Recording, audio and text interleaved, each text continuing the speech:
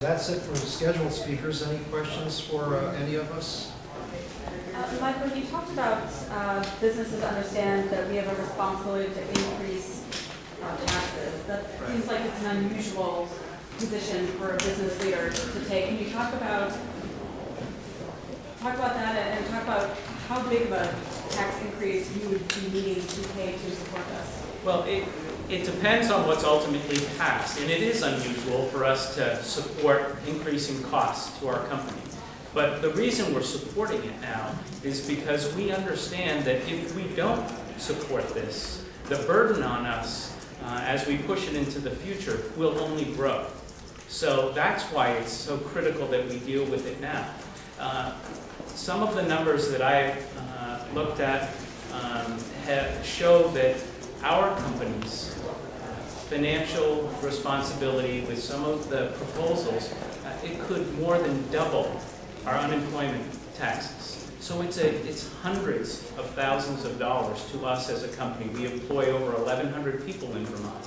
And that is a significant increase in our costs. And yet, if we don't undertake correcting this situation now, that several $100,000 will only grow because the fund does need to be replenished and balanced, and it is the reality we're faced with. So sooner in a balanced way is what makes sense, and we understand we have some responsibility, and we think a shared responsibility is the most prudent way to go. And what are you paying now into this fund? I don't remember. It's in the $400,000 range, I believe. Is it per employee, or how is it? It's a very complex calculation. It's based on number of employees. It's based on the experience we have with unemployment, people that used to work for us being unemployed, and so what our utilization rate in that is. It's based on average wages, and so it's not a simple calculation. It's quite complex. So each business will have a different impact.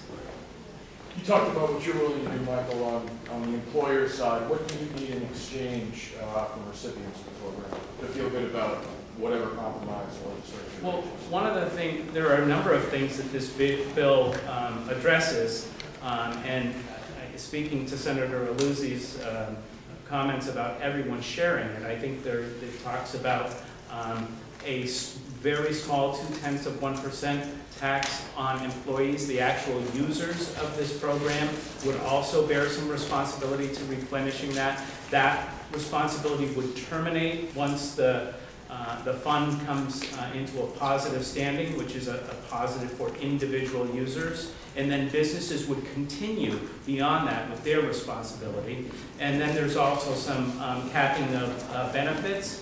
And then there's also a provision in here that would allow any gross misconduct which led to unemployment, that an individual would not be able to collect unemployment insurance if their termination was based on gross misconduct, which we think is a reasonable provision in the bill. One of the things that makes this bill seem to be DOA is the payroll tax. Am I right about that? And so is that a fact of life, and do you have an alternative? Well, the payroll tax was a way to get the fund into the black sooner rather than later. As I said, the longer the fund remains in the red, the more of a penalty there is both on employers as well as on the state's general fund. It's a provision included in the bill that's subject to negotiation like any other bill that is introduced, and if that is the bone of contention that's holding up consideration, we'll just have to decide whether we make other adjustments so that we continue to meet our goal of getting this fund into the black in a timely fashion. So it's an issue that's subject to negotiation.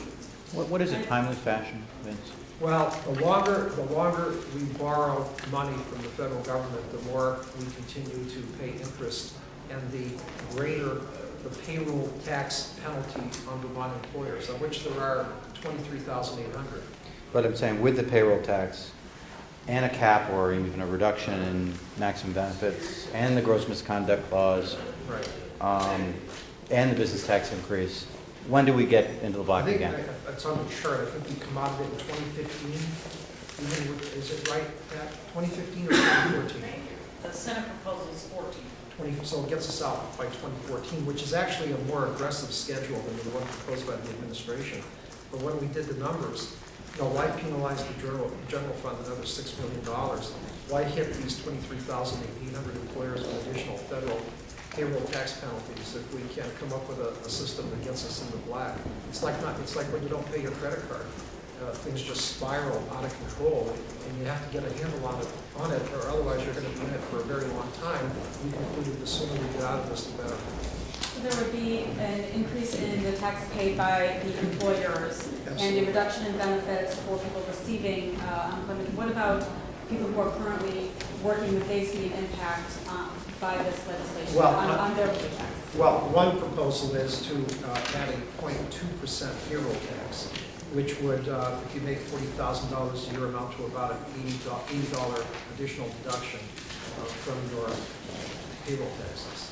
So that's the extent of the impact for that category. But the bill, essentially, as I said, the bill addresses the responsibility of claimants, employers, and those who are fortunate enough to have a job in this very difficult environment. To whom are your comments directed today?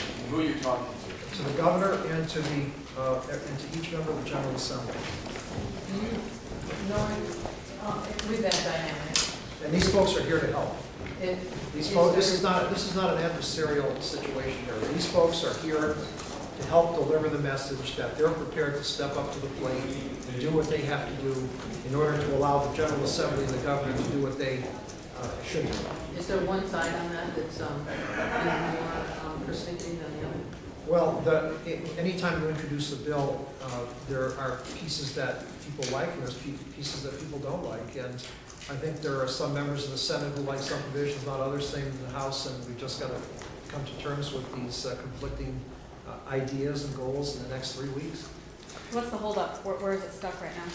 Well, the bill technically is sitting in Senate Finance, but as I said, I learned since we announced this press conference that a meeting has been scheduled between the governor, the speaker, and the president pro tem to at least outline those issues that are in conflict and then start marching toward resolution as we march toward adjournment.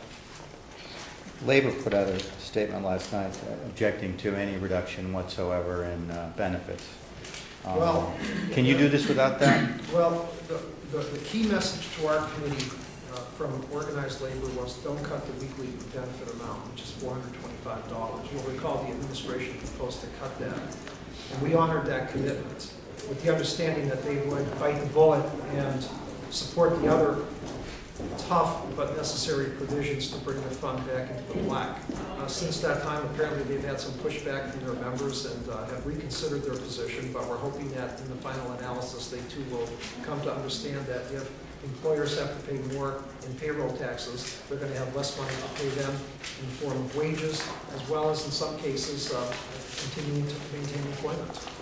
The governor was saying yesterday that Vermont's weekly benefit of $425 is relatively generous compared to the rest of the country. Yeah, it Can you is. comment? Well, I think relative to the rest of the country, it is generous. And Vermont law also allows you to earn a little extra beyond that before your benefits are reduced. We left that intact with the hope that that would allow the labor community to buy into the proposal. And they haven't said absolutely not, no way, no how, but we're hoping to encourage them to come to the table as well and work with these business organizations and have a meeting of the minds so that we can pass a bill this year. You know, I was in West Virginia earlier this year. The West Virginia legislature had a 60-day session. They adjourned without taking any action. They're in crisis, as are many other states. And the commentary since that happened has been essentially that the employers in the state of West Virginia are going to pay through the nose because their General Assembly failed to act. I hope that we're not here in May or June suggesting that our failure to act is going to put an even greater burden on employers, which will translate to an even greater burden on their employees in the form of either no pay increases, pay cuts, or elimination of positions. Okay, thank you all very much.